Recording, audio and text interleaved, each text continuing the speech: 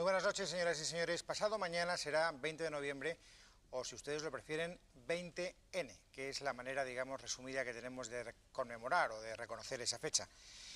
Un año más, por lo tanto, ese día habrá gente, como la que están viendo, que saldrá a la calle para conmemorar la muerte de Franco, ocurrida, todos lo recordamos, en la misma fecha, es decir, el 20 de noviembre de 1975.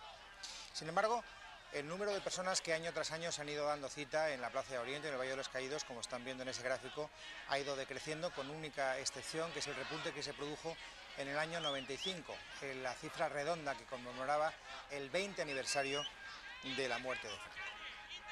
La nostalgia suele ser el motivo que congrega a ese número de personas que ustedes acaban de ver en la Plaza de Oriente o en el Valle de los Caídos, y hay un dato muy curioso, y es que, sin embargo, hay mucha gente joven, gente que no conoció el franquismo, gente que difícilmente puede tener nostalgia de algo que no conoció. A mí me interesa que sepamos si es posible combinar la nostalgia de algo desconocido, y hay gente que tiene claro que sí, escúchenlos. Patria Libre es una organización fundada hace cerca de un año. Está integrada fundamentalmente por gente joven, entre los 18 y los 30 años. Nos consideramos falangistas, nacional sindicalistas. Como tales, durante el régimen de Franco, pues posiblemente habríamos representado un sector crítico desde dentro del régimen, pero en la actualidad asumimos plenamente la defensa de la memoria de Franco. Y ello es fundamental y básicamente porque el régimen del caudillo llevaba en sí mismo unos valores que nosotros hacemos propios, como son los de Dios, los de la unidad de España y la justicia social. Bueno, no hay que decir que este tipo de grupos ideológicos son minoritarios en España, que la juventud española tiene del franquismo una visión, yo diría que desapasionada y bastante distante, y basta hacer un recorrido por cualquiera de nuestros centros universitarios para darse cuenta de que eso es así, y si no, compruébenlo. Pues a ver, no sé casi nada. O sea, simplemente pues lo que me cuentan, pues eso, por los abuelos y las personas mayores que, bueno, que hablan. Es que tampoco se puede opinar mucho, ¿no? Porque es muy oscuro. Normalmente mi familia, evidentemente, como eran universitarios y tal y cual, pues no tienen un buen concepto, pero bueno, parece ser que la historia al fin de cuentas pone a cada uno en su sitio, ¿no? Es que Franco gobernaba, era un tanto cabrito, no había libertades, libertad de prensa no había, y que, y que no sé qué más decirte. Todo el mundo habla muy mal de él, yo es que no he vivido en el franquismo y tal, pero vamos, o sea, no tengo buenas referencias, es lo principal, y bueno, sí, creo que está mal esas cosas. Realmente no mucho, lo queda en historia y... pero vamos. Pues que tuvo sus cosas buenas y sus cosas malas, sin más.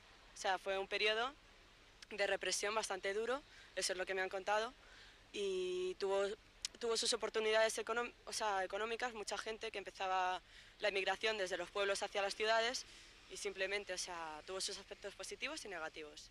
Esa época a mí no me ha tocado vivirla, y luego encima la mayor parte de las clases que te dan de historia en el instituto y eso, los profesores tienen miedo de llegar hasta ese punto, ¿no? Porque, claro, siempre es una época que a ellos sí les ha tocado, van a expresar su propia opinión y no quieren influir o que les tachen de una cosa o de otra.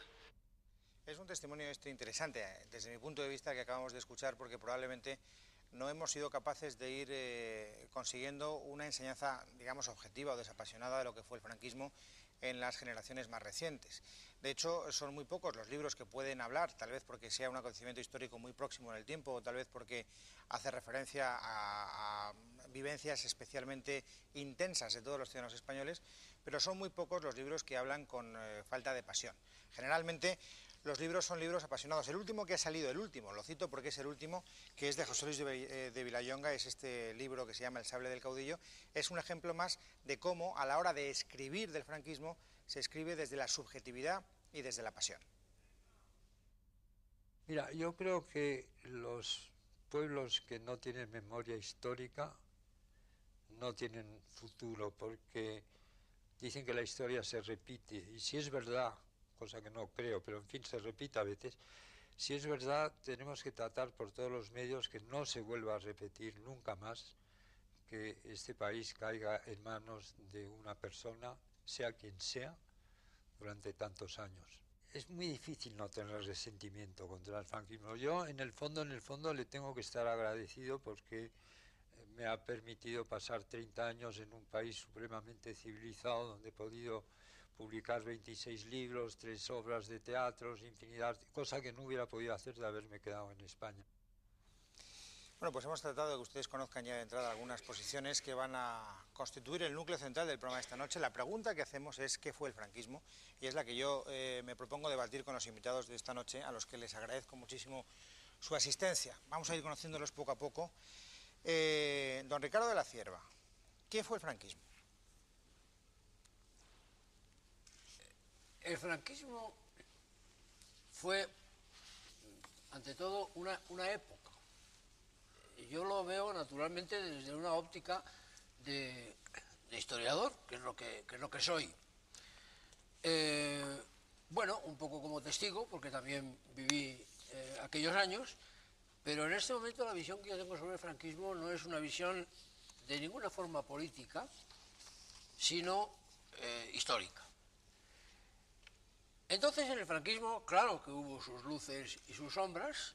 A mí lo que me parece injusto y sobre todo antihistórico, o ahistórico mejor dicho, es reducir todo a sombras o reducir todo a luces. Fue una época de la historia de España, una época muy importante, en la cual creo que hay que tener en cuenta siempre los orígenes. El alzamiento de Franco no fue un alzamiento contra la República Democrática. Don Ricardo, ahí sí que tengo que intervenir y decirle, de eso tendremos oportunidad de hablar. Déjenme que siga presentando luces y sombras, es la idea que usted quiere transmitir. Luces y sombras, siendo, a mi modo de ver, las luces mucho más importantes que las sombras.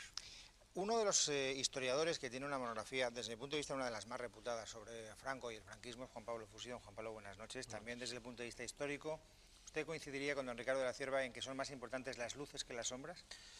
Pues creo que no coincidiría dicho de esa forma. Sí coincido con Ricardo de la Cierva en la importancia de la época y en la consideración del franquismo como una época, pero yo añadiría que además de una época fue también un determinado sistema político, que yo definiría, por tanto, cuando menos como un régimen autoritario y de poder personal, en el cual evidentemente hubo fases distintas, con una primera etapa probablemente mucho más represiva y totalitaria, otra segunda etapa desde el 45 en adelante, en donde la impronta católica del régimen fue más acusada, y una última etapa desde el 60 en adelante hasta el final, donde el carácter desarrollista y tecnocrático de la filosofía política del régimen y la naturaleza de sus prestaciones fue lo que lo definió. Hablando del régimen autoritario, de lo que fue una dictadura, dicho con todas las palabras, evoca a figuras que ustedes recordarán, entre otras cosas, tal vez los más jóvenes no, salvo que sean aficionados a la historia, como, digamos, militantes activos. Don Antonio García Trevijano combatió el franquismo duramente y le pregunto desde esa óptica, ¿cómo ve ahora aquella cosa con la que usted fue tan beligerante, don Antonio? La sigo viendo igual que cuando viví bajo ella. El franquismo es muy difícil identificarlo con un régimen, porque Franco no tuvo, con un régimen ideológico, porque Franco no tuvo ideología. Franco fue un general que ganó la guerra y su única preocupación fue permanecer en el poder, y lo consiguió, para lo cual atravesó esas 3 etapas de que ha hablado el historiador Fusí. Sin embargo, se puede decir que franquistas son las personas. Si las personas partidarias de Franco son franquistas. Pero lo que no saben los jóvenes es que tanto la propaganda actual como sus padres y sus abuelos hablan del franquismo como si fuese un régimen político que no gozó del apoyo popular. Y no es verdad. Bajo el franquismo, como hoy, bajo esta monarquía y bajo en todos los regímenes, se da siempre la división de que hay un tercio de la población que lo apoyó con entusiasmo, otro tercio que se acomodó satisfecho a la dictadura y un tercio aproximadamente que la combatió.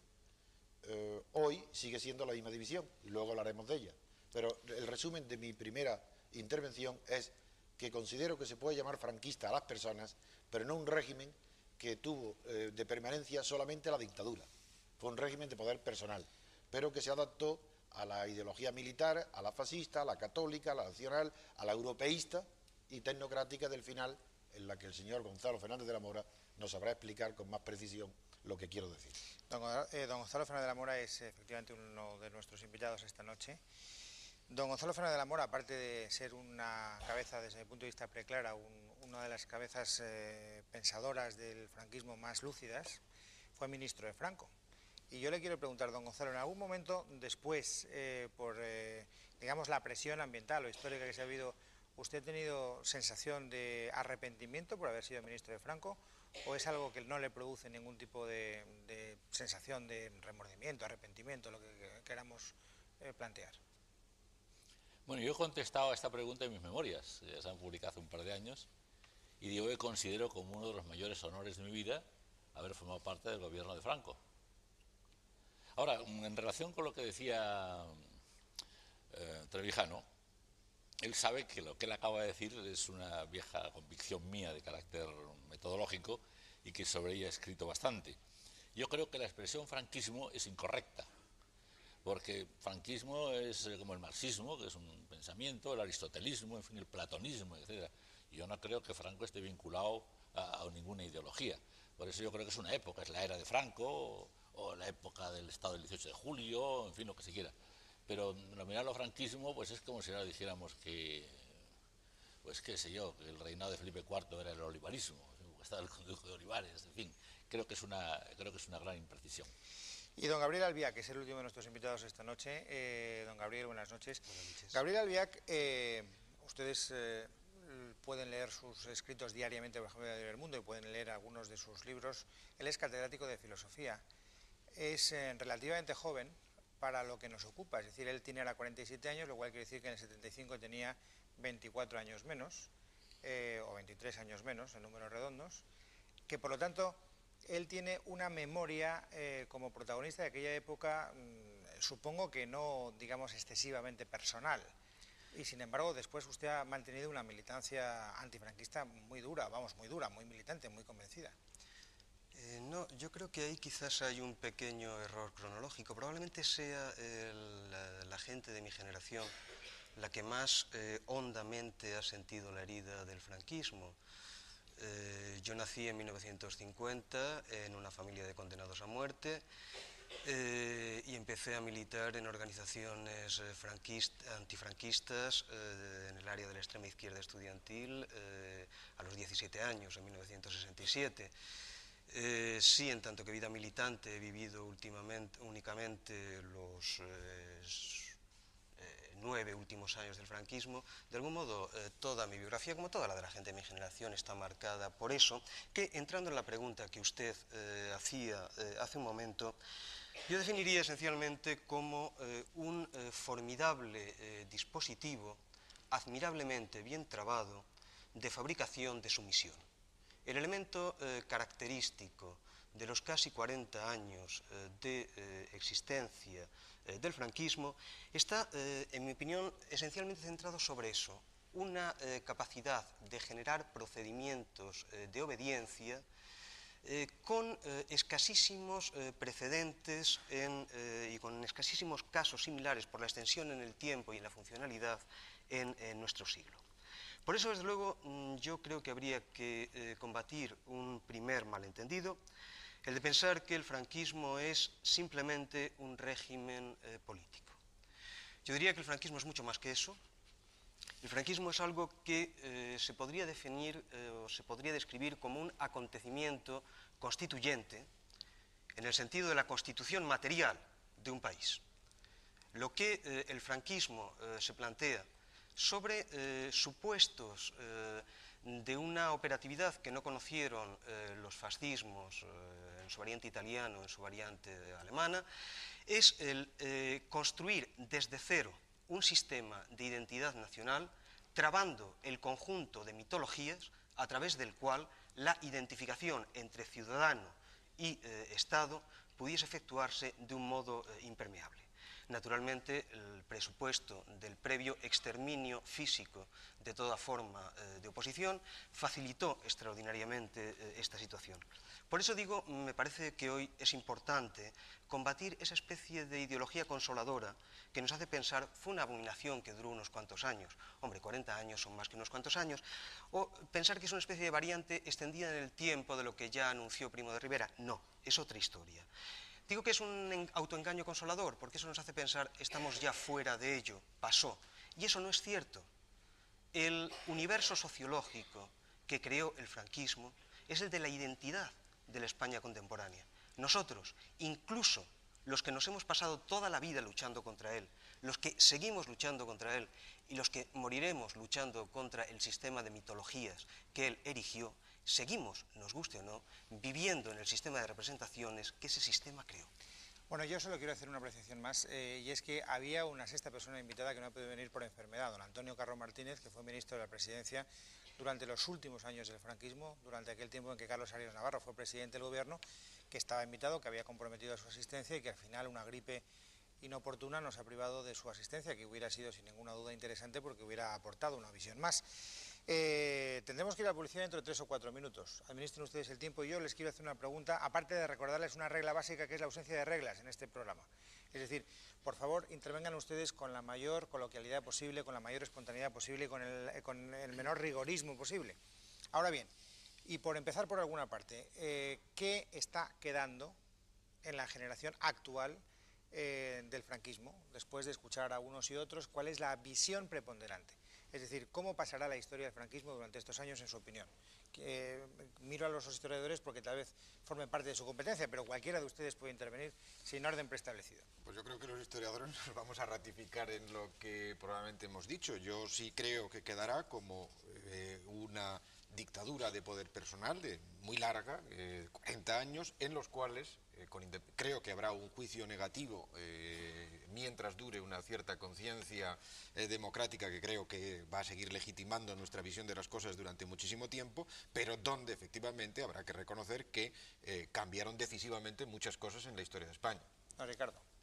Bueno, pues es casi lo mismo desde un punto de vista bastante diferente, pero Franco, decía yo antes, se levanta contra una situación, no contra una situación democrática, porque lo que había en España el 17 de julio del 36 no era una democracia, sino un caos, una degradación de la democracia. Se levanta un poco al requerimiento de lo que llamó Gil Robles el día 15 de abril del 36 en pleno Parlamento: media España no se resigna a morir. Creo que en la época de Franco, cuando acabe de clarificarse toda la ofensiva general que hay en este momento, toda la creación de mitos, vuelvo un poco al argumento del señor Albiac, que es muy inteligente, pero yo creo que muy teórico. Yo no creo que el régimen de Franco tuviera una capacidad mitificadora tan enorme como él piensa, ni muchísimo menos. Y si la tuvo fue por generación espontánea. Trato, don Ricardo, de reconducir la pregunta porque queda minuto y medio para ir a publicidad. Sí. La pregunta que a mí me gustaría que ustedes respondieran rapidísimamente. ¿Se puede establecer una relación directa entre demócratas convencidos en la España de hoy y antifranquistas? Es decir, todo demócrata convencido hoy es antifranquista por definición. El juicio del franquismo es un juicio por elevación contra el sistema de la dictadura, es inespecíficamente. Esa es es muy bonita la interrogante, porque para el pueblo español actual la propaganda le ha hecho ver que quien se opone a este sistema es que no es un demócrata. Y yo me opongo a este sistema y soy un demócrata. Entonces yo luché contra Franco porque hay una contradicción. Lo que hay hoy en España, la monarquía que hoy hay en España, es un producto del franquismo. Es decir, no hablo solo del rey, hablo del sistema. El consenso ha sido el crisol donde se ha fraguado la constitución que hay, ha sido un crisol del régimen de Franco. Por tanto, si se ataca a Franco, se está atacando las bases de lo que hay hoy. Yo puedo atacarlo. Don Gonzalo Fernández de la Mora había pedido la palabra, don Gabriel Albiac también, pero solo tenemos tiempo de una antes de la... Yo me refería a la primera cuestión, a ver. ¿Qué queda? Vamos, a la cual contestaba Ricardo La Cierva. Bueno, yo creo que los periodos históricos, por ejemplo el reinado de Carlos V o el de Felipe II, no es la valoración que uno tenga humanamente del personaje, es decir, su biografía, su epopeya, sino que es qué es lo que realmente queda en la historia de España, es decir, qué es lo que queda, por decirlo en un término que tiene apariencia marxista, en las estructuras y en la infraestructura. Bueno, yo creo que, claro, en la España actual, pues de la era de Franco, quedan cosas verdaderamente decisivas, ¿no? Y enumeraré algunas. ¿Las enumerará después de la publicidad? ¿Me haría usted merced de enumerarlas después de la publicidad? Yo creo que son tan decisivas que no se puede explicar casi nada de la España actual si no se tiene en cuenta las cosas que han quedado de esos 40 años. Anoto entonces un turno para Gabriel Albiac, para don Gonzalo Fernández de la Mora, y vuelvo a repetir que me gustaría establecer los menos turnos posibles y que esto fuera lo más fluido posible, pero hay que ir a la publicidad, es la única regla que tenemos que respetar y ustedes lo entienden. Volvemos inmediatamente.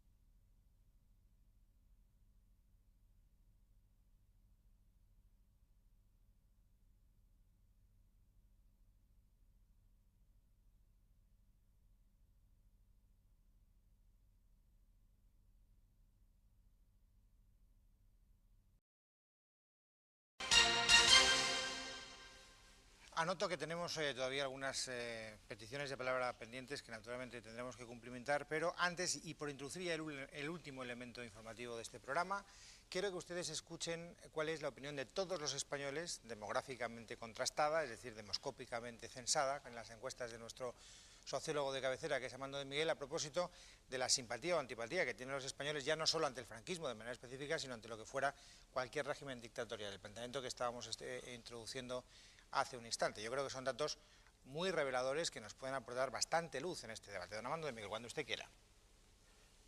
No podemos preguntar directamente la opinión de los españoles sobre el franquismo, primero porque la mitad de los españoles consideran que eso es historia, no lo vieron, y la otra mitad lo tienen, digamos, muy metido como un afecto, o positivo o negativo, y hay que preguntarlo de una forma indirecta. Una manera es preguntar el principio de si es mejor, en algunos casos hay que decir, algún sistema autoritario o siempre es mejor un sistema democrático. Ya la pregunta está un poco cargada porque es evidente que es mejor un sistema democrático, pero en fin, ahí tendríamos los nostálgicos del régimen autoritario, sin mencionar franquismo. Pues bien, ante esta pregunta, solo un 10-12%, se ha hecho varias veces, un 10-12% contestan que es mejor en algunos casos un régimen autoritario, 50-70% siempre es mejor una democracia, y el resto pues no contesta o son indiferentes.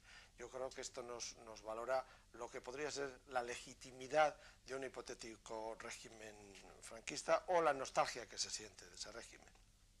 Bueno, pues estos datos que acabamos de escuchar los tendremos presentes en la medida en que arrojen luz, pero yo, insisto, tengo que cumplir mi palabra. Don Gonzalo Fernández de la Mora, ¿quería usted hacer unas puntualizaciones antes de la publicidad? Sí, ¿qué queda? Vamos, por ejemplo. Realmente haría falta un libro, pero en unos segundos.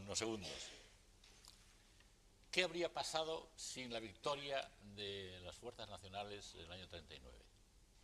Pues que habríamos estado como Albania durante 50 años del otro lado del telón de acero, es decir, bajo el estalinismo.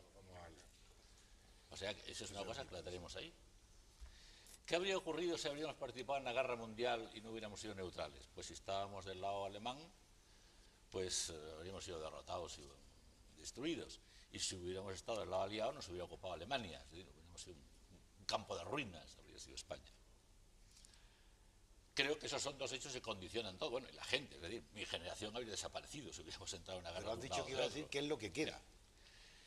Franco hace el régimen de Franco, que es él y millones de españoles, naturalmente, entre los que yo modestísimamente me cuento como uno de sus 80 ministros, hicieron lo que se había soñado desde el siglo XIX, que es la revolución industrial. Pasar de un país subdesarrollado y agrícola, agropecuario, pues a un país industrial. La vieja sueño de los regeneracionistas y de Costa. Luego creó las clases medias, que no existían en España. Es decir, que en 1930 pues, había una pequeña capa, digamos, superior y luego un inmenso proletariado. Las clases medias creadas son las que han hecho posible pues, la revolución industrial y luego lo que ha ocurrido en España después del año 1975, porque si no, los temores que había de conflictividad y de violencia, pues claro, las clases medias no los crean las grandes diferencias entre unos grupos sociales y otros. Y desde el punto de vista institucional, crea la monarquía, es el inventor de la monarquía. Claro, implantar una monarquía hereditaria y dinástica en el último tercio del siglo XX, pues es algo que casi forma parte del milagro histórico.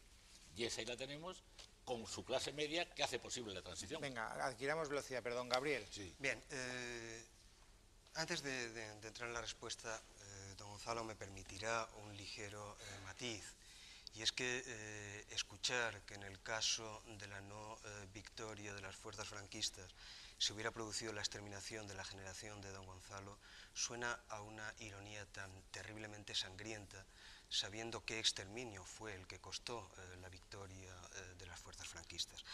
Ese matiz es elemental, pero en cualquier caso creo que son obviedades con las que convendría ser extremadamente cauto. Me permitirá usted, don Gonzalo, que acabe.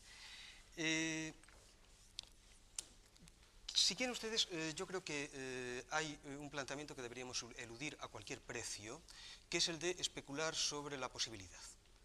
Cierto autor del 17 bien conocido dice que dedicarse a especular sobre lo posible que no fue es una variante de necedad carente del menor interés. Tratemos pues de entender qué es lo que produce el franquismo y qué es lo que queda del franquismo entre nosotros. Miren, yo de algún modo resumiría recordando unos versos muy conocidos de Luis Cernuda, que en el exilio escribe algo así como España es solo un nombre, España muerto.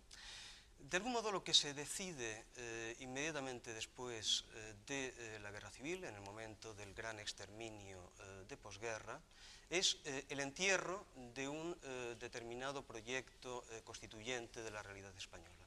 Ese proyecto fracasado, que fue el proyecto fracasado y masacrado, que fue el de la Segunda República.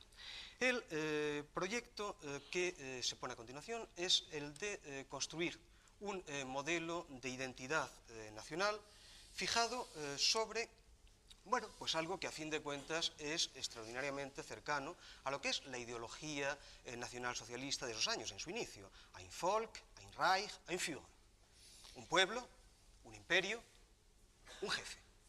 Sobre esa base, y acabo, sobre esa base se construye todo un sistema de obediencia jerárquica que en el fondo del alma del pueblo español, que es configurado a través de ella, crea un país inserto plenamente en la servidumbre, lo cual nos explica perfectamente que podamos estar creando esa gran mistificación de decir que los demócratas de hoy son los antifranquistas de ayer. Por Dios, personajes que, como, pues no sé, por ejemplo, el presunto terrorista don José Barrionuevo, han sido subjefes nacionales del SEU, son los antifranquistas de ayer.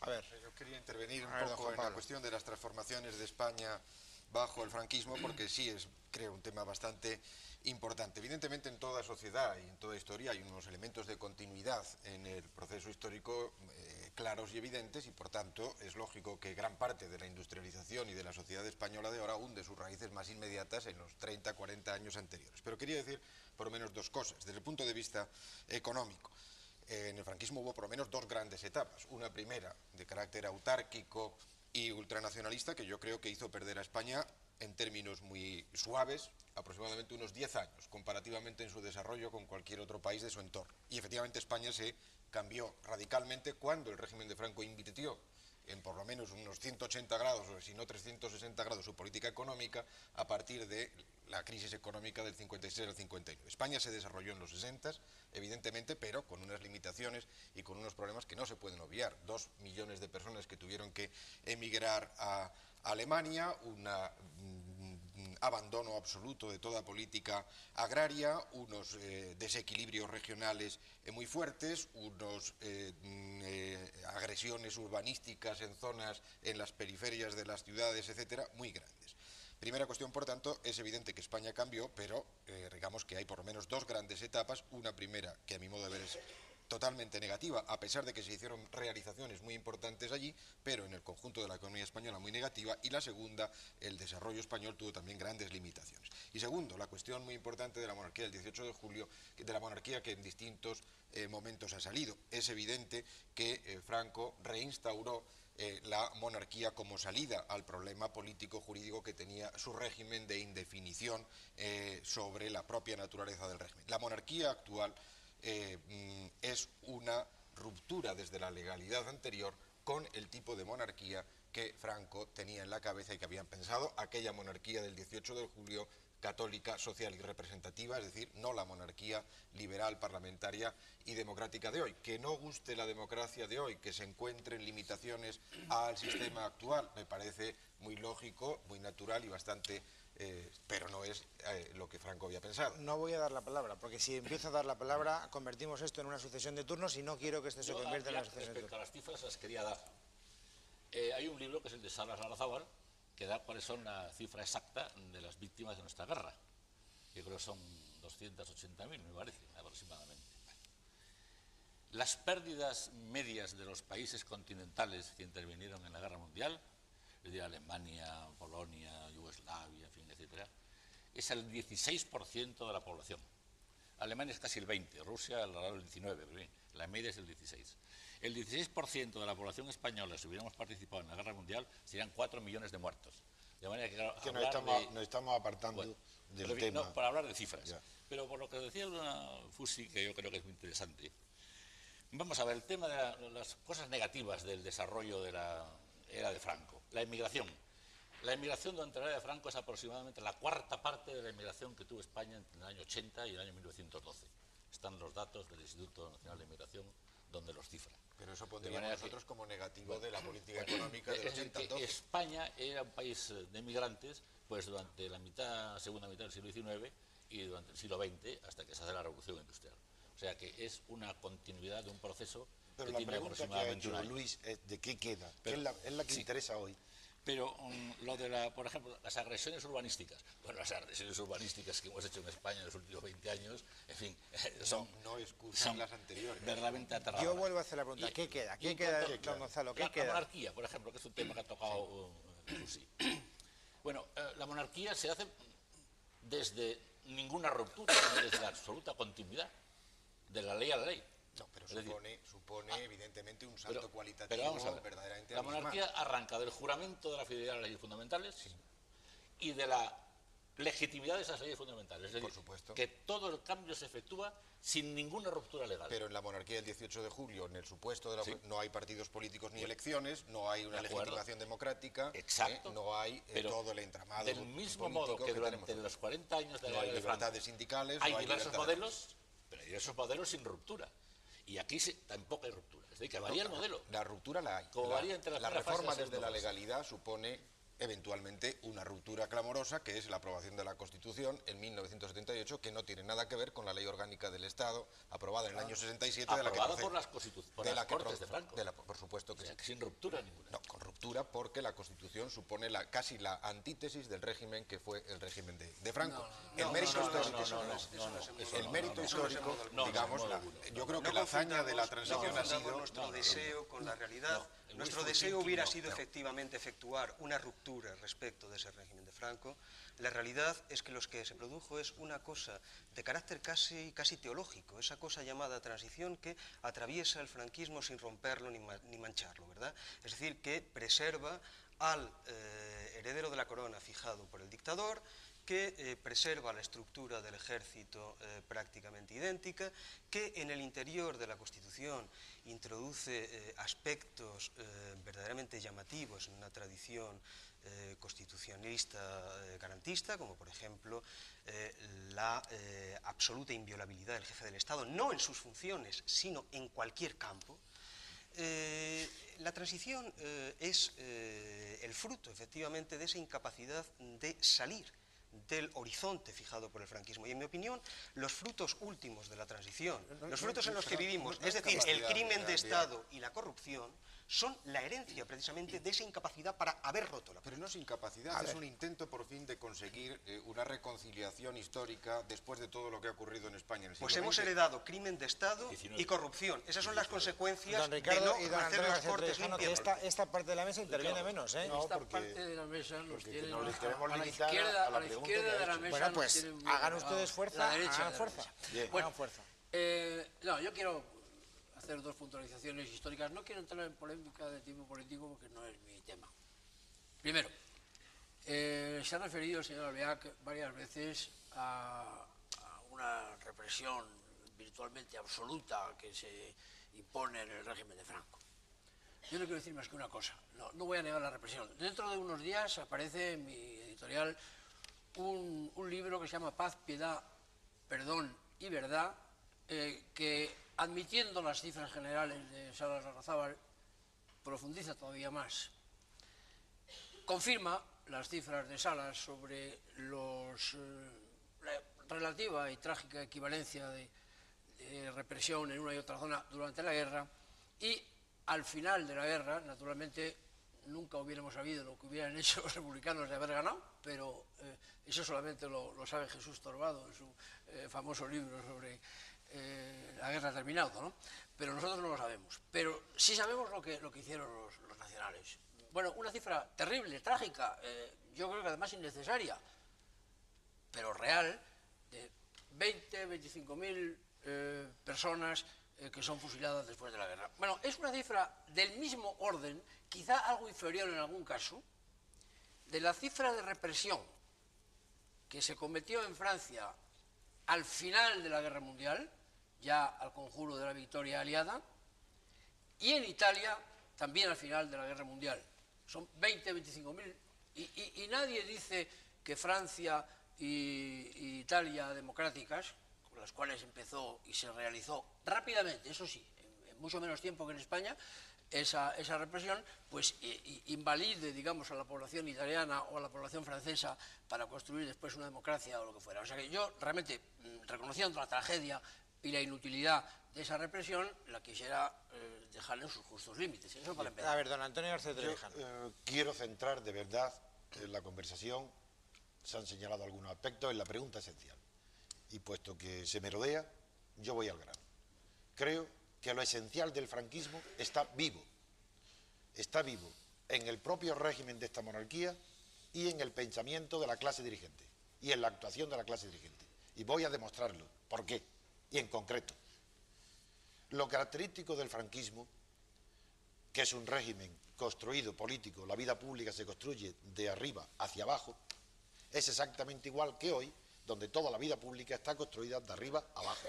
No solo en la instalación del régimen, sino en su funcionamiento. Segundo, la dictadura, lo que define una dictadura es la carencia de libertad política. Hay otras libertades, pero si se utiliza la palabra libertades formales, que no había libertad de expresión, que no había libertad de asociaciones, todos esos son términos relativos. Porque, claro, que la libertad es aquello que queremos utilizar. Y los que estaban los partidarios de Franco, el régimen franquista, consideraba que tenía todas las libertades del mundo. Ahora, los que tenían una ideología vencida no tenían libertades. Hoy, el consenso ha sustituido a la fuerza de la dictadura para impedir la libertad política. Hoy el consenso impide la libertad política e incluso la libertad de pensamiento. Y se produce el resultado. Los gestos que usted hace es mejor demostrarlo con palabras y con argumentos. Yo le digo a usted que el régimen actual español... Los gestos son de don Juan Pablo Fusi, digo, porque como no ha habido un contraplano, tengo yo que aclarar. No digo que ahora me contestará. Yo sostengo que el régimen actual, igual que la dictadura, ha cambiado porque hay unas libertades públicas que entonces no existían, pero que el régimen se define por dos características. El de la monarquía. Uno, que no es un sistema representativo del ciudadano. El ciudadano no tiene poder ninguno ni para elegir a sus representantes, ni para elegir a su gobierno. Esa división de esa libertad se ha entregado a los aparatos de los partidos. Dos, este régimen no es electivo. Los ciudadanos no eligen, votan, ratifican, pero no eligen. Y esto que yo digo aquí lo dice lo mejor del pensamiento que defiende un sistema parecido en Alemania, en Italia. Por tanto, mi conclusión es que lo esencial del franquismo, que es construir la vida pública de arriba a abajo, que no haya diversidad de opiniones. El franquismo lo consigue con la fuerza, con la represión, y aquí se consigue lo mismo con el consenso. Y tercero, que en el franquismo no era un régimen representativo del ciudadano, representaba a la clase dirigente del franquismo. Hoy, las elecciones que ustedes votan, donde todo el mundo cree que es libre, no lo es. No tiene ninguna libertad ni para designar candidatos, ni para elegir a las personas. Y la teoría... Bueno, pues tiene libertad para cambiar los gobiernos. No, señor, no la tiene. Bueno, voy a decir por qué. Bueno, yo le voy a decir, antes déjeme que le diga que ha habido, por lo menos hasta 1981, que no puede cambiar los el gobierno de UCD con unas determinadas políticas, en las cuales, entre otras personas, ejerció el poder el señor Ricardo de la Cierva. Hubo un cambio electoral verdaderamente determinante, que es el triunfo de los socialistas del 82 al 96, y ha habido una tercera, etapa en la cual después el Partido Popular, un partido de carácter más conservador, etcétera, gracias al voto de los españoles, que por lo visto no tiene ninguna importancia, ha desplazado del poder a el equipo anterior, cambiándose bastantes cosas o iniciándose nuevas políticas educativas, etcétera. Segundo, en las comunidades autónomas, resulta que para bien, para mal, no entro en eso, gobiernan nacionalistas vascos en un sitio, nacionalistas catalanes en otro, tienen políticas. Bueno, yo creo que si eso no es capacidad de decisión del electorado para determinar quiénes son los gobiernos y políticas concretas que esos gobiernos ejercitan, pues ya me dirá usted. Pues se lo voy a decir. Los electores, la teoría electoral dice que el pueblo puede corregir los defectos de su elegido porque después votando a otro. Y usted sigue diciendo implícitamente, está basado en lo mismo, que el pueblo puede, si el PSOE no le ha gustado su actuación o UCD, vota a otro. Y cree que con eso el pueblo tiene una libertad. En primer lugar, eso es verdad en la teoría liberal. Eso es verdad si el sistema español de elecciones fuera representativo del elector. Si hubiera sistema mayoritario, si fuera una persona que se presenta de diputado a representante por Cádiz o por una circunscripción pequeña, claro que si se porta mal puede ser cambiado. Pero cuando es un partido, cuando son sistemas de listas, eso es imposible, porque el español no tiene medio de suprimir a un partido. El Partido Socialista ha hecho las barbaridades que ha hecho y tiene 9 millones de votos. ¿Por qué? ¿Hay que concluir con eso que los 9 millones de votos son 9 millones partidarios de la corrupción? No, porque no pueden hacer otra cosa. No, pero y por eso no son libres. Y no quisiera monopolizar el debate, que lo que usted está diciendo es que si es necesario, usted prefiere otro tipo de leyes electorales, otro tipo de representatividad, listas abiertas, yo podría... No, listas abiertas nada. Las listas abiertas son tan antidemocráticas como las cerradas. Digamos que usted puede criticar elementos que configuran el actual sistema de partidos políticos en España. Me parece muy bien. Eso no significa que el pueblo español no tenga capacidad de decidir cambios importantes y sustanciales de gobierno. No lo tiene. Son dos cosas Esa distintas. capacidad la tienen los aparatos de los partidos. Ellos se limitan a ratificar. Un elemento para complejificar el problema. A mí quizás lo que más me desazona en la situación actual es la dificultad de definir lo que todos sabemos constituye la condición previa de un sistema democrático y garantista, previa incluso al sistema electoral y al voto, porque es lo que opera como la garantía del propio sistema electoral y el voto, que es el sistema bien establecido de división y autonomía de poderes. Eso que Montesquieu definía bajo la forma de le pouvoir arrête le pouvoir, el poder contrarresta al poder, y que es la única garantía. Los sistemas garantistas democráticos no reposan sobre la idea de la buena voluntad o del consenso, no, al contrario, reposan sobre una radical desconfianza que establece que solo la contraposición de poderes con capacidad de enfrentarse unos a otros puede garantizar la legítima defensa del ciudadano. Pero eso, don Gabriel, sería más propio de un debate sobre los sistemas democráticos. Voy exactamente a ello.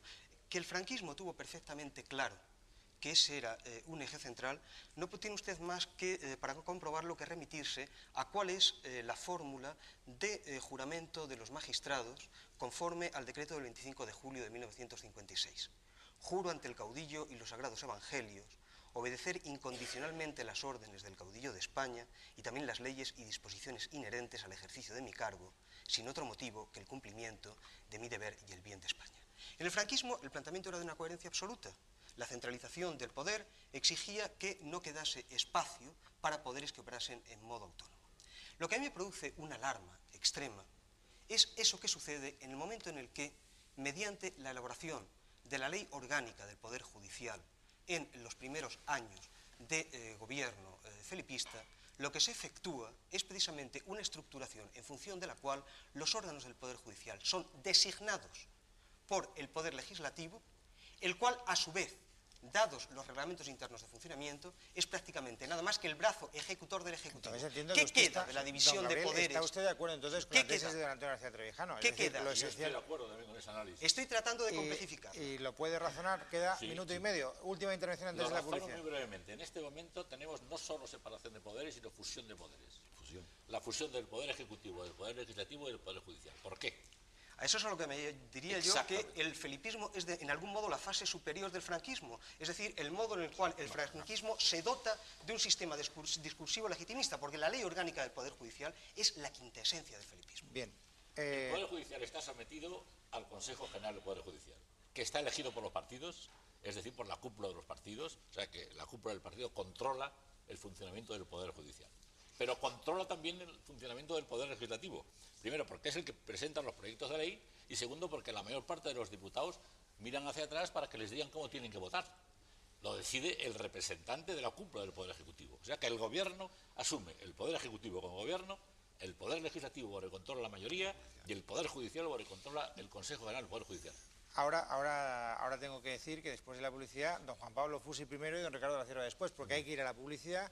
Solo les hago un ruego. Ustedes piensen, cada vez que hablan, lo que nos convoca esta noche. Es decir, podemos reconvertirlo si ustedes quieren sobre la marcha, pero sería un fraude a los oyentes que quieren ver un determinado debate que hemos propuesto. El debate sobre qué fue el franquismo, no sobre lo que es la democracia actual o cómo funciona nuestro sistema político. Es la única consideración que yo les hago con ánimo de moderar y de reconducir argumentos. Volvemos inmediatamente después de la publicidad.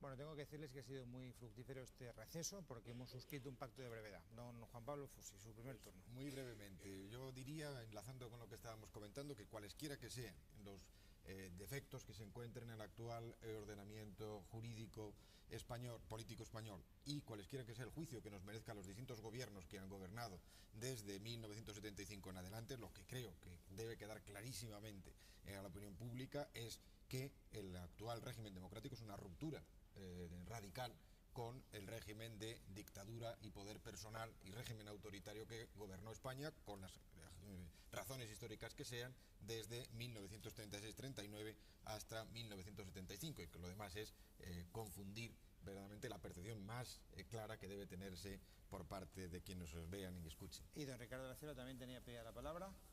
Pues para decir tres cosas, telegráficamente. Primero, voy a coincidir en algo muy importante con el profesor Fusi, pero no en su concepto de ruptura. El régimen actual proviene del régimen anterior por reforma, estrictamente seguida bajo la vigilancia de las Fuerzas Armadas, que tuvieron muchísimo cuidado en garantizar una reforma y no una ruptura. Lo que pasa es que es una reforma, que ha llevado a resultados antitéticos en muchas cosas. Bueno, en cambio sí que estoy muy de acuerdo con el profesor Fusi en que el régimen actual es un régimen democrático, que los españoles pueden cambiar sus gobiernos y que, eso sí, este régimen democrático, que es auténtico, es un régimen imperfecto, y él ha señalado algunas imperfecciones tremendas, y en virtud de esas imperfecciones puede ser un régimen amenazado también. Esta democracia tal vez no sea excesivamente estable, aunque parezca aparentemente que sí, porque está muy amenazada desde dentro, pues por esas disfunciones de la justicia, por ese entremezclamiento entre los tres poderes. Cierto personaje que no voy a nombrar tenía algo de razón cuando decía que Montesquieu había muerto, pues eso es una cosa que no conviene nada. No lo nombrará usted, pero lo nombraré yo, es don Alfonso Guerra, digo, para que no haya sobreentendido. Bueno, pues Alfonso Guerra tenía más razón de la que se cree. Bueno, en este aspecto, quiero decir. Bueno, ¿y qué es lo que queda y qué es lo que no queda del régimen de Franco? Antes de empezar el régimen de Franco, o sea, en 1936, una cuarta parte de España pasaba hambre, una tercera parte era analfabeta y por lo menos un 25% de los españoles se sentían miembros del proletariado, se empleaba mucho la palabra proletariado. Después de la transformación de España que se experimentó en el régimen de Franco, que tuvo también, como es natural, sus funciones y sus disfunciones, desapareció el hambre, y eso sí que es un logro secular o multisecular. Desapareció virtualmente el analfabetismo con la transformación cultural y educativa más importante de toda la historia de España, y hoy día el antiguo proletariado se siente y se cree y es de clase media. Y la idea, esto no ha sido además una consecuencia de la prosperidad europea, no. Esto es un designio personal de Franco desde su discurso por la de Castilla el mismo día 1 de octubre del 36. Vale, entonces hemos llegado a un punto interesante. En un platillo de la balanza, bienestar, en otro platillo de la balanza, libertad, y el balance al final tiene que ser positivo en función de que el bienestar pese más que la libertad, bastante más que la libertad. Pregunto, don Antonio que el bienestar ha hecho posible llegar a la libertad, cosa que no sucedió en los ensayos anteriores democráticos en España. Yo quisiera añadir a lo que ha dicho el profesor La Cierva un dato que me parece muy importante. El centro estadístico más importante que hay en este momento en Europa, desde luego, pero en fin, uno de los más importantes del mundo es Eurostat, que es la oficina de estadística de la Comunidad Económica en Bruselas, y que, por cierto, en fin, tiene unos equipos técnicos extraordinarios y funciona de una manera admirable, y que es un poco la base de casi todo lo que se está haciendo en Europa en materia económica, porque es el dato de punto de partida. Pues bien, los datos de Eurostat, que por cierto han sido hechos públicos en España por un trabajo publicado por el presidente de la Academia de Ciencias Morales y Políticas, Enrique Fuentes Quintana, y ex vicepresidente del gobierno después de la transición, el punto de mayor convergencia económica de España con la Comunidad Económica Europea es en el año 1975, o sea, el año de la muerte de Franco, en que la renta per cápita media de los españoles es casi el 80%, el 79,8% de la media europea. Esa baja desde el año 1975 se recupera ligeramente en los 4 últimos años y hoy estamos 2 puntos de convergencia económica inferior a la del año 1975. Es decir, que lo que queda de infraestructura económica es anterior. ¿Qué es en el plato de la balanza bienestar o libertad? La libertad no tiene nada que ver con la riqueza. Eso es una opinión tecnocrática que se inventó durante la dictadura para justificar la ausencia de libertades. Si fuese cierto que un pueblo tiene que ser rico para poder ser libre, no se conocería ni se hubiera conocido la democracia griega ni las libertades del siglo XIX en muchísimos pueblos. La libertad no está condicionada más que por la voluntad de ser libre. Y la voluntad de ser libre no depende del dinero que tengas. Ese es el tema. Claro, es que esa es la cuestión. Yo creo que quizás no deberíamos enredarnos en un falso debate. Que el franquismo operó como el motor de la segunda acumulación originaria del capitalismo en España, eso es una obviedad histórica y me parece que pretender negarlo sería una sandez. Por lo demás, un régimen de dictadura es especialmente propicio para ese procedimiento. Sabemos lo que es la acumulación originaria en el siglo XIX, la acumulación originaria opera como ese momento en el cual ni siquiera los términos de la ley del valor imponen el proceso de la capitalización, sino procedimientos de presión externa que permiten explotaciones regulables estatalmente. Bien, una dictadura permite, y de hecho permitió, a partir del momento en que optó por una economía moderna, es decir, a partir del primer plan de desarrollo, el plan de estabilización, el primer plan de desarrollo, permitió efectivamente realizar esa segunda acumulación originaria y convertir a España en un país capitalista moderno. Eso es una obviedad para franquistas, para antifranquistas y para quien sea, porque no es más que la descripción de un dato histórico. Naturalmente, lo que estamos ahora discutiendo es otro tipo de problema, porque yo creo que la segunda acumulación originaria en España hubiera tenido que hacerla quien fuera, porque naturalmente la acumulación de capital en España a inicios del siglo XX era insuficiente para llevar a cabo el proceso del capitalismo maduro. El problema que se nos plantea, yo creo, ahora, es sobre la base de ese dato histórico del franquismo como la forma política bajo la cual el capitalismo español llega a su madurez, cuáles han sido los costes políticos de una dictadura prolongada a lo largo de 40 años. Y yo decía, son hábitos terribles que generan estados que generan la creencia de que es normal lo que no lo es en absoluto. Porque hace un momento el profesor de la Cierva y don Luis Herrero se referían casi como algo pintoresco a la muerte de Montesquieu de don Alfonso Alfonso Guerra, una cosa lejana, dicha por Guerra, que es el raro de la tribu, pero bueno, les hago una cita del 29 de julio de 1997. Esta cosa de que mientras más controles judiciales haya sobre los actos políticos, muchísimo más democrático es el país, es mentira. No tiene nada que ver con la democracia. El ámbito político no es posible desplazarlo a la calificación de un juez. El programa de gobierno de un partido que gana puede, al llevarlo a la práctica, ser revisado en vía constitucional, pero no es revisable judicialmente.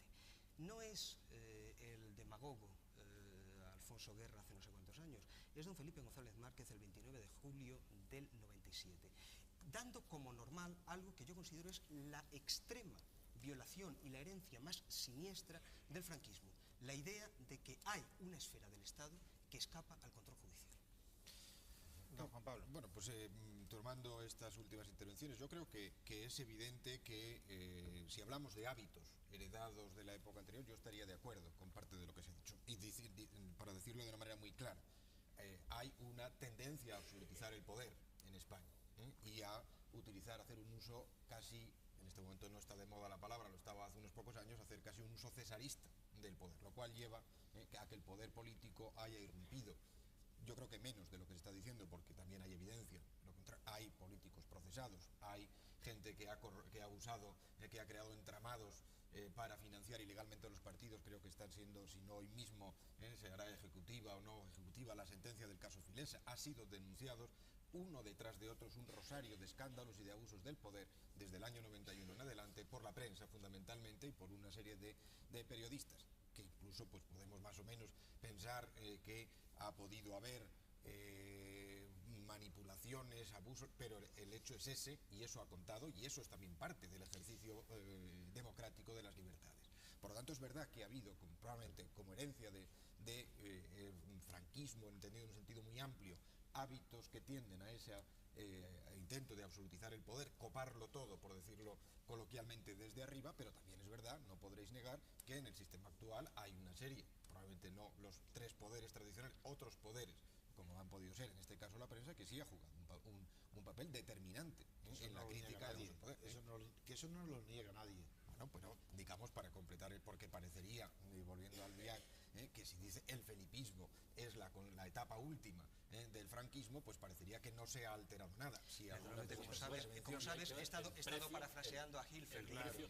He estado parafraseando al Hilferding que dice que el imperialismo es la fase superior del capitalismo.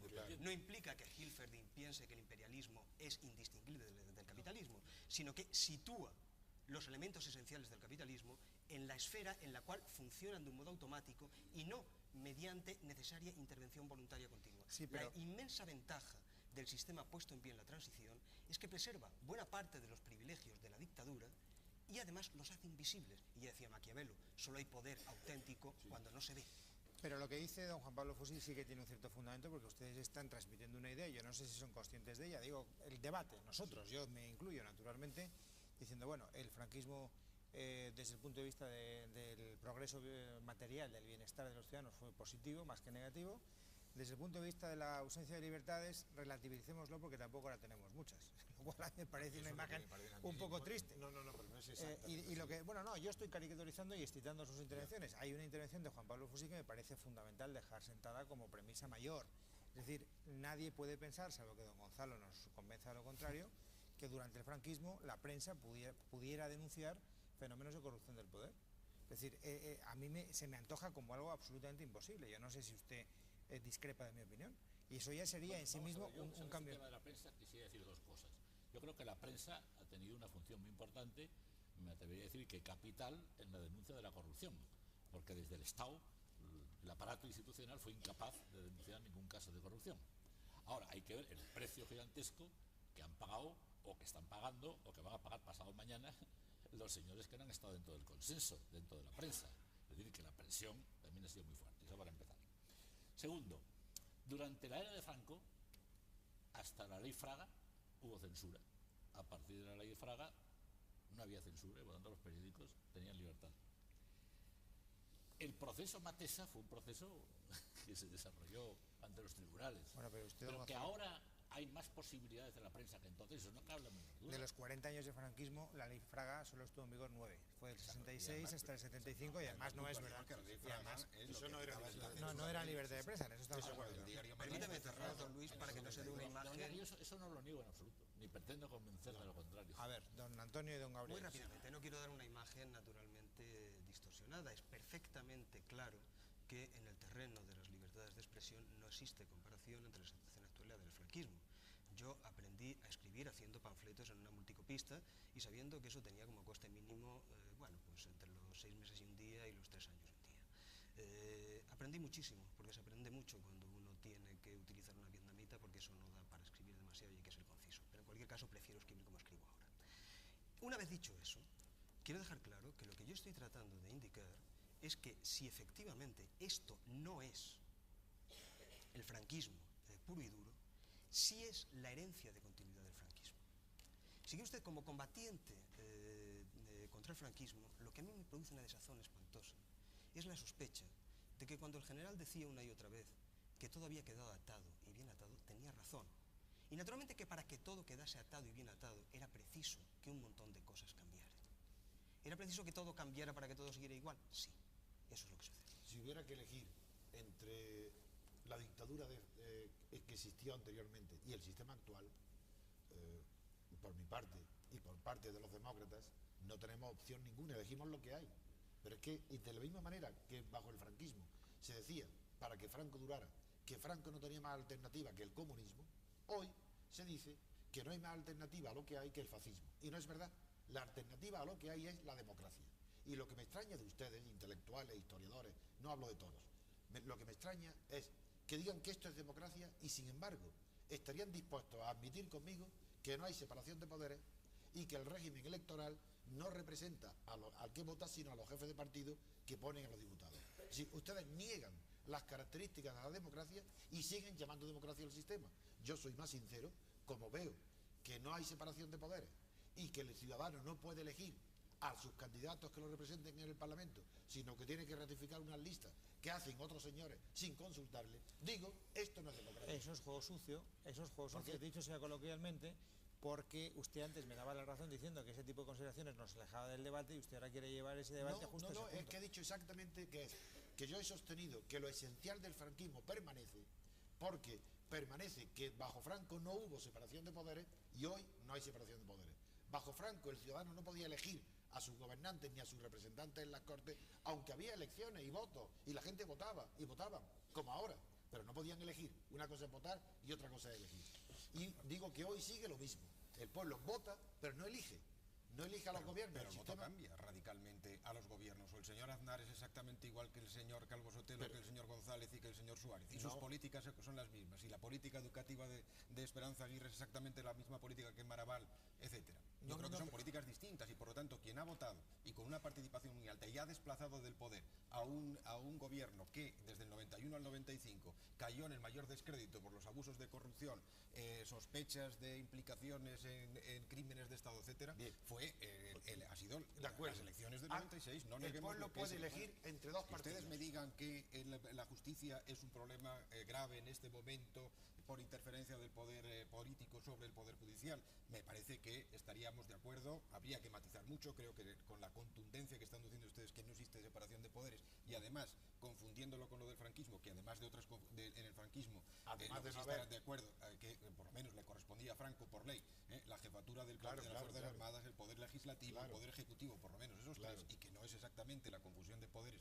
que está ocurriendo ahora, que es otro tipo de cosas, que estamos de acuerdo en que hay una necesidad, y además hay un clima público, que es la diferencia, de preocupación. El votante, lo que digo es que el votante puede elegir partidos. Mi impresión es que hemos llegado a un punto en el que o bien entramos en fase constituyente, es decir, o bien entramos en reforma constitucional, o nos hundimos en una corrupción sin fondo. Bueno, pero porque hay puntos de la Carta Magna que están clarísimamente impuestos por esa tutela militar del momento de la transición y que son hoy impensables. La definición de la jefatura del Estado es inconcebible en un modelo garantista tal y como existe en estos momentos. Y respecto a leyes tan fundamentales como la Ley Orgánica del Poder Judicial, seguir una semana más con esa Ley Orgánica del Poder Judicial policial, es cargarnos todo el sistema de seguridad. Una última cuestión. Bueno, yo quisiera comentar sobre la jefatura del Estado. En el Código Penal del año 1900, el último, llamado Código Penal de la Democracia, hay un artículo en que se declara delictiva cualquier crítica a ascendiente o descendiente, desde don Pelayo, de la monarquía española, por ejemplo. Es decir, la inviolabilidad penal. Terrible. Y respecto a lo que decía Fusi, los cambios. Bueno, entre la política económica de Arburúa y la del señor Ullastres, es atismática, o sea que el cambio fue enorme. Sí, pero los españoles no lo pudieron decidir. Sí, era la opinión la que decidía. No, en absoluto. Y no sé cómo. el cambio, por ejemplo, entre la política de Ibáñez Martín y la del señor educativa, por ir a la universidad, Villar Parasí, era abismática también. Pero el señor Villar Parasí no tuvo un mandato de los españoles para hacer lo que hizo, que a lo mejor lo hizo muy bien, y probablemente lo hizo muy bien, pero no tuvo ninguna autoridad de la opinión española para hacer lo que hizo. Corporativamente influían en los cambios. Queda un minuto antes de ir a la publicidad y de abrir el último turno, que será el de participación de las personas que nos acompañan, y quiero hacer una pregunta a don Ricardo de la Cierva y a don Juan Pablo Fusi, en la medida en que sean historiadores, bueno, a todos si nos da tiempo, pero tendrían que ser para sí o no. Muy bien. Uno de los objetivos de este debate, lo confieso impunemente, era medir hasta qué punto se podía hablar de una época que abrió heridas a veces tremendas, como grandes costurones todavía, digamos, a flor de piel entre los españoles. Nunca ha sido fácil hacer un debate sosegado sobre el franquismo sin que empezaran grandes recelos, y yo les quiero preguntar, ¿ya ha llegado el momento en el que eso es posible, don Ricardo de la Cierva? Sí, seguro. Yo creo que además que este debate de hoy lo ha demostrado. ¿Está usted de acuerdo, don Juan Pablo? Yo creo que sí, por lo menos un 90% de los historiadores, creo que incluidos los que estamos aquí, podemos entendernos perfectamente, y creo que gran parte de la sociedad española sobre ese régimen. Como protagonista del régimen franquista, don Gonzalo, ¿usted se siente socialmente marginado o digamos, escorado o inutilizado, o está integrado? Yo me siento purgado, desde luego, una purga muy considerable, pero coincido con Ricardo de la Cierva y con Fusi en el sentido de que yo creo que se puede hacer historia objetiva. Lo que no creo es que se haga sistemáticamente. Creo que hay una especie de damnatio memoriae, como la que se dictaba contra algunos emperadores romanos, que existe todos los días. Vamos, yo, por ejemplo, creo que mientras se pueda publicar un libro abyecto y miserable, como la novela de Silvio Villayonga sobre Franco, no hay objetividad posible. Don Antonio García Trevijano. Yo creo que se puede hablar del franquismo con libertad y con sosiego, como se le llama ahora a los que quieren que no haya libertad de discusión.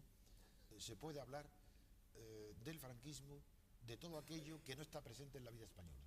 Por eso yo tenía tanto interés en decir qué es lo que permanece. Pero que en un debate, por ejemplo, un debate sobre la monarquía es imposible. Sincero, que lo vi el otro día, es imposible. En cambio, sobre el franquismo, de lo que ha pasado, sí. De lo que permanece, no es posible. Don Gabriel, para sí o no, porque estamos fuera de tiempo. Es absolutamente necesario porque, entre otras cosas, porque es preciso hacer nuestra autobiografía, porque el franquismo, en su fase final, quizás de declive y muerte, somos nosotros y morirá con nosotros. Bueno, pues gente joven que hay aquí, les van a preguntar a ustedes y a lo mejor se llevan la sorpresa de que lo que para ustedes son preocupaciones dominantes, para ellos no. Saldremos de dudas inmediatamente.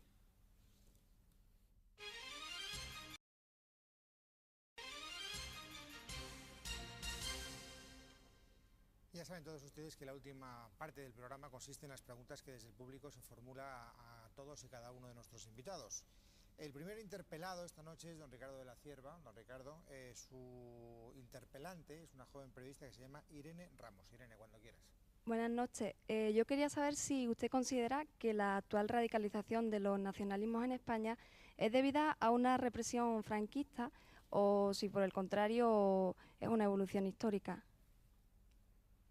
Bueno, es una pregunta que merecería un debate, pero la resumo brevísimamente. Yo creo que la actual radicalización de los nacionalismos, bueno, depende de lo anterior, como siempre, lo actual depende de lo anterior, pero es algo de mucho más fondo que una simple dependencia de la época de Franco. Toda la historia de España, y acabo de escribir un libro sobre ella y lo tengo muy claro, es una sucesión de tirones, digamos, centrífugos, separatista, nacionalista, llámelo usted como quiera, seguidos por unas reacciones centrípetas, centralizadoras, muy fuertes. Así, bueno, pues desde el centralismo califal de Córdoba dio origen a los reinos de taifas, lo mismo sucedía en la zona cristiana, luego después durante la ya la época más próxima a nosotros, en el siglo XIX, hubo una república cantonal que fue una auténtica y desaforada explosión separatista que terminó con un régimen centralista como era la Restauración, y se podían dar como 25 casos más. Hemos tenido una época, el régimen de Franco, en que ha sido una de las fases, digamos, centralizadoras o centralistas, a la cual ha seguido esta desaforada radicalización de los nacionalismos y digamos, elementos centrifugantes que están en la mente de todos, unos más radicales que otros. Y esto a mí lo que me lleva a pensar, primero, que esta erupción ultranacionalista se debe a una indefinición constitucional.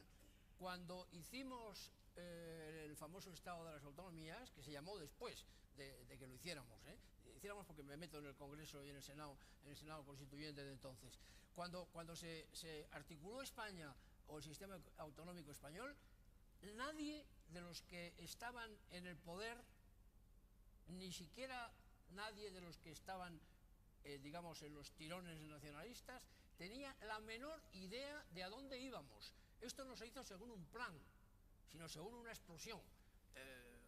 Bueno, reacción, pero de tipo histórico, que está por encima de los siglos, no por encima de los regímenes solamente. Don Ricardo. Bueno, y lo malo es que, perdón, termino ya brevísimamente, lo malo es que a todas esas explosiones nacionalistas o centrífugas ha seguido siempre una fase de represión centralista, que puede ser en este momento, tanto la explosión como esa reacción, la más grave amenaza que en este momento pende sobre la democracia española. No tengo que decir que cuanto más rápida sea el juego de preguntas-respuestas, más preguntas caben. También tengo que decir que caben réplicas, aunque la jurisdicción del preguntante no sea la específica, siempre que sean muy rápidas y muy breves. Vamos con la segunda pregunta, formulada a don Juan Pablo Fusi, y la formula también otra joven periodista que se llama Gema González Vélez. Gema, cuando quieras. Buenas noches. Me gustaría saber en qué tipo de monarquía pensó Franco para su sucesión y si en realidad pensó o creyó que la monarquía iba a ser una continuidad de su régimen o, por el contrario, previno un cambio radical de la estructura política de España.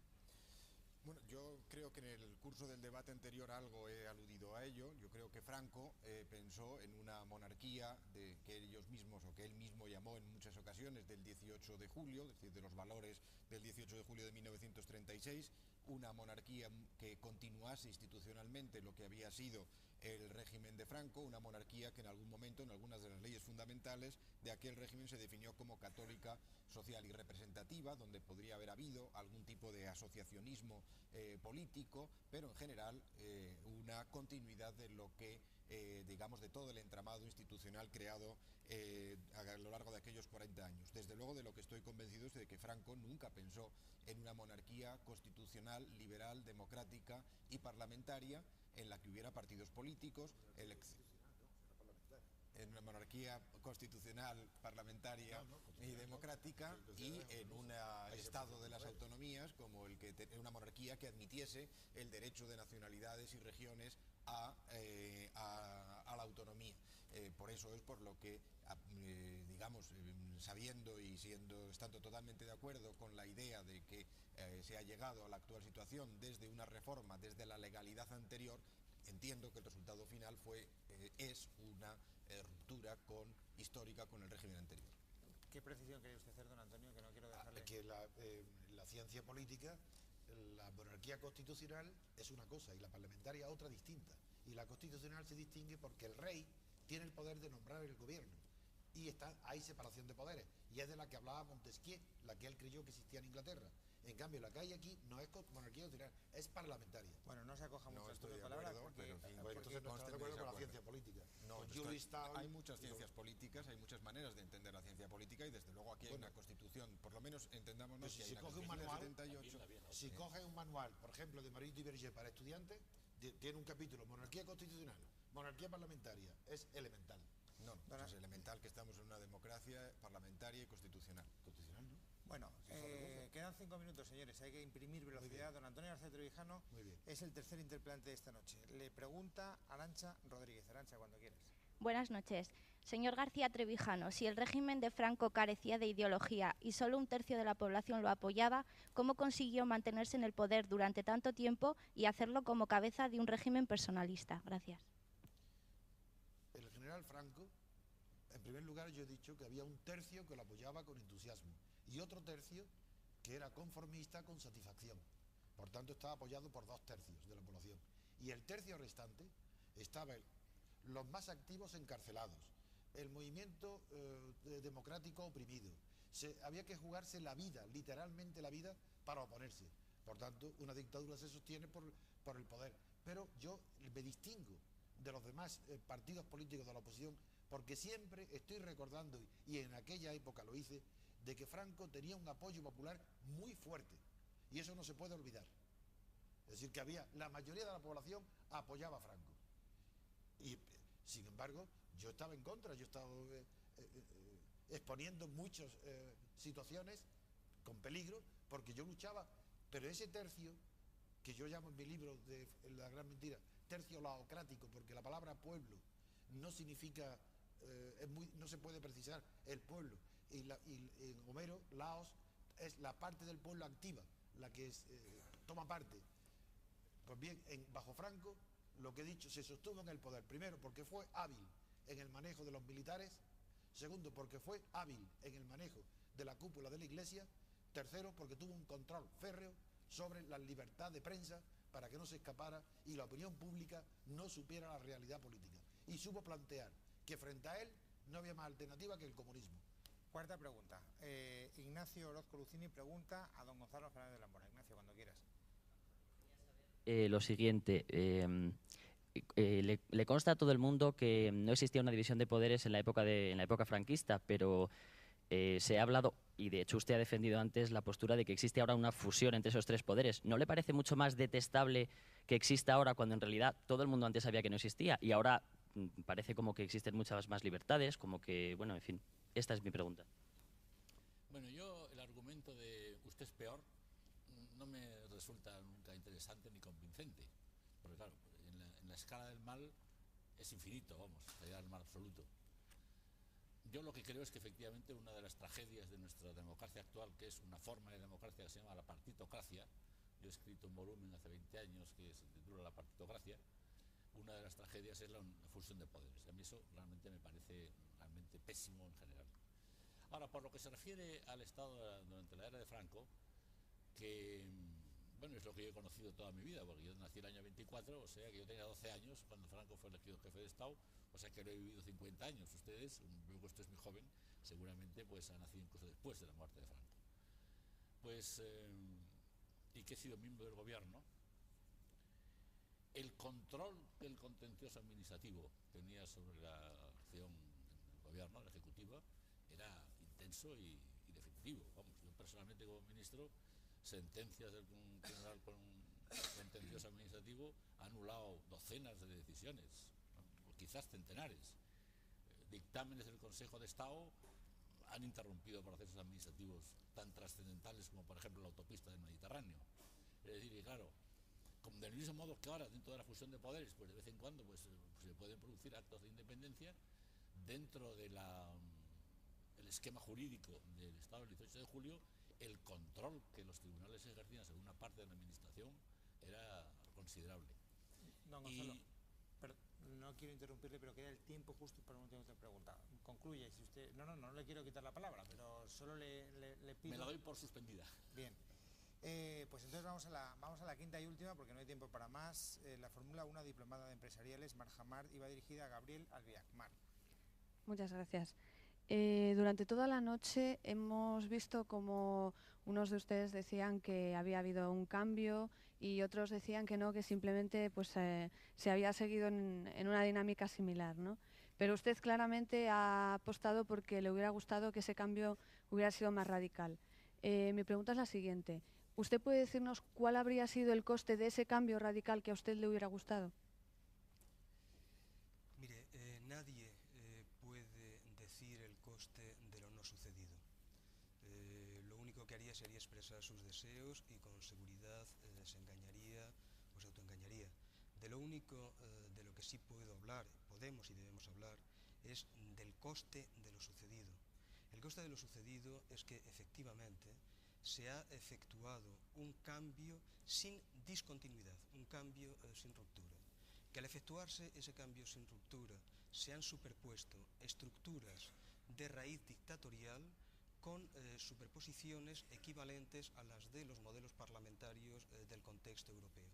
Y que esos dos modelos en un momento determinado han entrado en disfunción y que esa disfunción estalló en los años 80 en torno a dos temas terribles que pueden hundir a este país en la más absoluta de las desmoralizaciones si no se resuelven en su fondo, es decir, mediante reforma constitucional: el crimen de Estado y la corrupción. Señores, hemos terminado. Gracias por habernos acompañado, gracias a ustedes por haber venido. Volvemos la semana que viene con algún asunto que espero que les interese. No tengo nada más que el tiempo justo para decirles hasta entonces feliz semana a todos ustedes, amigos. Y a ustedes gracias por haber venido.